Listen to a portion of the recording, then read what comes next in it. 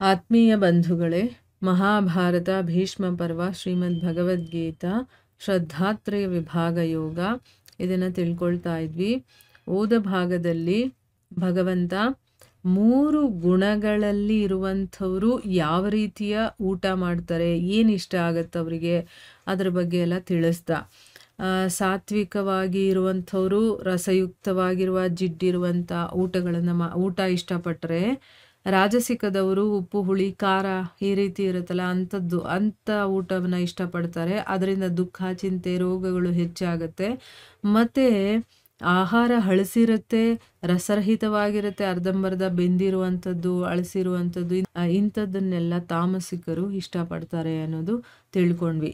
ಆಮೇಲೆ ಶಾಸ್ತ್ರಗಳಲ್ಲಿ ಏನು ಹೇಳಿದಾರೋ ಆ ವಿಧಿಗೆ ಅನುಸಾರವಾಗಿ ಯಜ್ಞವನ್ನು ಮಾಡೋದೇ ನನ್ನ ಕರ್ತವ್ಯ ಅಂತ ತಿಳ್ಕೊಂಡು ಮನಸ್ಸನ್ನು ಸಮಾಧಾನವಾಗಿಟ್ಕೊಂಡು ಫಲವನ್ನು ಬಯಸದೆ ಯಾರು ಯಜ್ಞಗಳನ್ನು ಮಾಡ್ತಾರೋ ಅದು ಸಾತ್ವಿಕವಾಗಿದೆ ಅನ್ನೋದನ್ನು ಕೂಡ ತಿಳ್ಕೊಂಡ್ವಿ.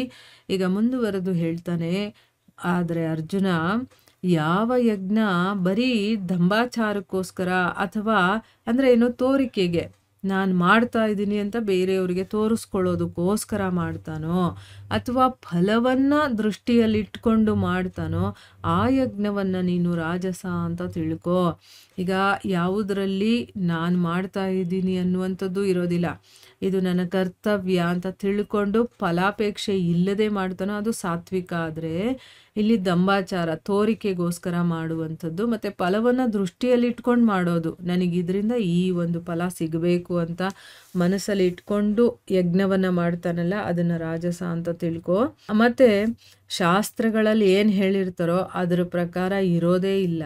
ಮತ್ತು ಅನ್ನದಾನದಿಂದ ರಹಿತವಾಗಿರುತ್ತೆ ನೋಡಿ. ಎಲ್ಲ ಯಜ್ಞಗಳು ಅದು ಇದು ಮಾಡಿದಾಗ ಅನ್ನದಾನ ಮಾಡೋದು ತುಂಬ ಇಂಪಾರ್ಟೆಂಟು. ಅಲ್ಲಿ ಅನ್ನದಾನನೂ ಇರೋದಿಲ್ಲ, ಮಂತ್ರಗಳು ಇರೋದಿಲ್ಲ, ದಕ್ಷಿಣೆ ಇರೋದಿಲ್ಲ, ಶ್ರದ್ಧೆ ಇರೋದಿಲ್ಲ, ಏನೂ ಇರೋದಿಲ್ಲ. ತನ್ನ ಇಷ್ಟ ಬಂದಾಗ ಏನೋ ಒಂದು ಮಾಡ್ಕೊಂಡು ಹೋಗುವಂಥ ಯಜ್ಞ ಇದೆಯಲ್ಲ ಅದನ್ನು ತಾಮಸ ಯಜ್ಞ ಅಂತ ಕರೀತಾರೆ ಅಂತ ಹೇಳ್ತಾ ಇದ್ದಾನೆ. ಈಗ 3 ರೀತಿಯ ಆಚರಣೆಗಳು 3 ರೀತಿಯ ಆಹಾರಗಳ ಬಗ್ಗೆ ನಮಗೆ ಗೊತ್ತಾಯ್ತಲ್ವಾ. ಅಂದರೆ ನಾವು ಇದನ್ನು ತಿಳ್ಕೊಂಡಾಗ ನಾವು ಎಲ್ಲಿದ್ದೀವಿ ಮತ್ತು ಅದಕ್ಕಿಂತ ಮುಂದೆ ಹೋಗಬೇಕು ಅಂತಂದರೆ ನಾವು ಏನು ಮಾಡಬೇಕು ಅನ್ನೋದು ನಮಗೆ ಗೊತ್ತಾಗತ್ತೆ. ದೇವತೆಗಳು, ಬ್ರಾಹ್ಮಣರು, ಗುರು ಮತ್ತು ಜ್ಞಾನಿ ಜನರ ಪೂಜೆ ಇದೆಯಲ್ಲ ಅದು, ಮತ್ತು ಪವಿತ್ರತೆ, ಸರಳತೆ, ಬ್ರಹ್ಮಚರ್ಯೆಯನ್ನು ಫಾಲೋ ಮಾಡೋದು ಮತ್ತು ಅಹಿಂಸೆ, ಇದನ್ನೆಲ್ಲ ಶರೀರಕ್ಕೆ ಸಂಬಂಧಪಟ್ಟ ತಪ ಅಂತ ಕರೀತಾರೆ. ನಾವು ದೇವತೆಗಳನ್ನು ಪೂಜಿಸೋದಾಗಿರ್ಬೋದು, ಬ್ರಾಹ್ಮಣರು, ಗುರು ಹಿರಿಯರು ಮತ್ತು ಜ್ಞಾನಿ ಜನರು ಇಂಥವರ ಪೂಜೆ ಮಾಡೋದು, ಪವಿತ್ರತೆಯನ್ನು ಕಾಪಾಡಿಕೊಳ್ಳೋದು, ಸರಳವಾಗಿರುವಂಥದ್ದು, ಬ್ರಹ್ಮಚರ್ಯೆಯನ್ನು ಫಾಲೋ ಮಾಡೋದು ಮತ್ತು ಬೇರೆಯವರಿಗೆ ಹಿಂಸೆ ಕೊಡದೇ ಇರುವಂಥದ್ದು, ಇದೆಲ್ಲ ಶರೀರಕ್ಕೆ ಸಂಬಂಧಪಟ್ಟಂಥ ತಪ ಅಂತ ಕರೀತಾರೆ.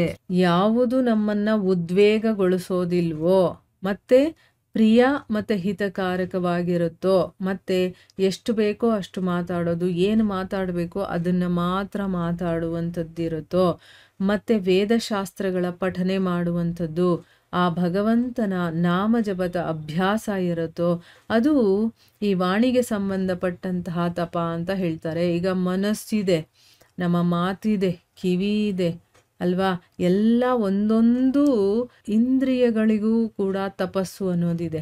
ಈಗ ನೋಡಿ, ಈ ಶರೀರಕ್ಕೆ ಯಾವುದು ತಪಸ್ಸು ಅಂತಂದರೆ ಸರಳವಾಗಿರುವಂಥದ್ದು, ಗುರು ಹಿರಿಯರನ್ನು ಪೂಜಿಸುವಂಥದ್ದು, ಬ್ರಹ್ಮಚರ್ಯೆಯನ್ನು ಫಾಲೋ ಮಾಡೋದು, ಪವಿತ್ರವಾಗಿರುವಂಥದ್ದು, ಬೇರೆಯವರಿಗೆ ನಾವು ತೊಂದರೆ ಕೊಡದೇ ಇರುವಂಥದ್ದು, ಇದೆಲ್ಲ ನಮ್ಮ ಶರೀರದಿಂದ ಮಾಡುವಂಥ ತಪ. ಇನ್ನು ನಮ್ಮನ್ನು ಯಾವುದು ಉದ್ವೇಗಗೊಳಿಸೋದಿಲ್ವೋ ಅಂದರೆ ಈಗ ನಾವು ಮಾತಾಡಬೇಕಾದ್ರೆ ಬೇರೆಯವರಿಗೆ ತೊಂದರೆ ಆಗಬಾರ್ದು, ನಮಗೂ ಕೂಡ ಅದು ಉದ್ವೇಗ ಆಗಬಾರ್ದು. ಈಗ ಬೇರೆಯವರಿಗೆ ಮನ್ಸಿಗೆ ನೋವು ಆಗೋ ಹಾಗೆ ಮಾತಾಡೋದು ಅಥವಾ ಬೇರೆಯವರಿಗೆ ತೊಂದರೆ ಕೊಡಬೇಕು ಅಂತಲೇ ಮಾತಾಡೋದು, ಈ ರೀತಿಯೆಲ್ಲ ಮಾತಾಡ್ತೀವಲ್ವ, ಆ ರೀತಿ ಉದ್ವೇಗ ಪಡಿಸ್ಬಾರ್ದು ನಾವು. ಬೇರೆಯವ್ರಿಗೂ ಆಗಿರ್ಬೋದು, ನಮಗೂ ಆಗಿರ್ಬೋದು, ಆ ರೀತಿ ಮಾತುಗಳನ್ನು ಆಡುವಂಥದ್ದು. ಮತ್ತು ಪ್ರೀತಿ ಮತ್ತು ಹಿತವಾಗಿರಬೇಕು, ಆ ರೀತಿಯ ಮಾತು.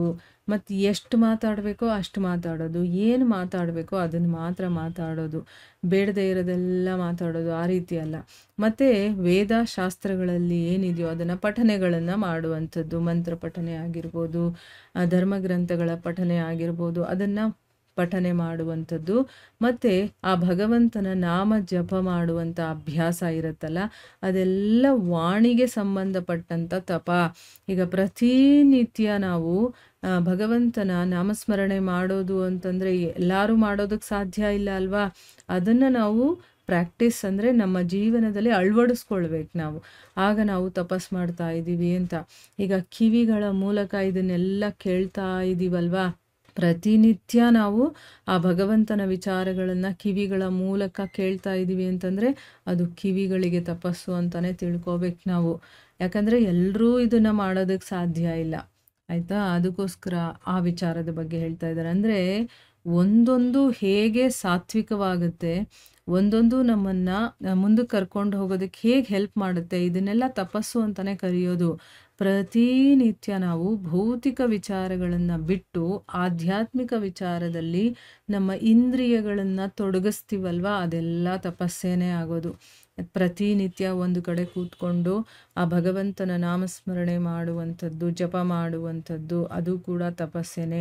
ಭಗವಂತನ ಜ್ಞಾನವನ್ನು ತಿಳ್ಕೊಳ್ಳುವಂಥದ್ದು, ಅವನ ಲೀಲೆಗಳನ್ನು ಕೇಳುವಂಥದ್ದು, ಹೇಳುವಂಥದ್ದು, ಮತ್ತು ಮನಸ್ಸಲ್ಲೇ ನಾವು ಮನನ ಮಾಡ್ತೀವಲ್ವ, ಅದು ಕೂಡ ಒಂದು ತಪಸ್ಸು. ಅದಕ್ಕೆ ಹೇಳೋದು ಪ್ರತಿನಿತ್ಯ ಸತ್ಸಂಗವನ್ನು ಮಾಡೋದು ಒಂದು ತಪಸ್ಸು ಅಂತಂದ್ಬಿಟ್ಟು, ಆಯಿತಾ? ಈ ರೀತಿ ಇದೆಲ್ಲ ವಾಣಿಗೆ ಸಂಬಂಧಪಟ್ಟಂತಹ ತಪಸ್ಸು ಅಂತ ಹೇಳ್ತಾರೆ ಅಂತಂದ್ಬಿಟ್ಟು ಇಲ್ಲಿ ಭಗವಂತ ಹೇಳಿದ್ದಾನೆ. ಮುಂದುವರೆದು ಏನು ಹೇಳ್ತಾನೆ ಅಂತ ನಾವು ಮುಂದಿನ ಭಾಗದಲ್ಲಿ ತಿಳ್ಕೊಳ್ಳೋಣ. ಹರೇ ಕೃಷ್ಣ.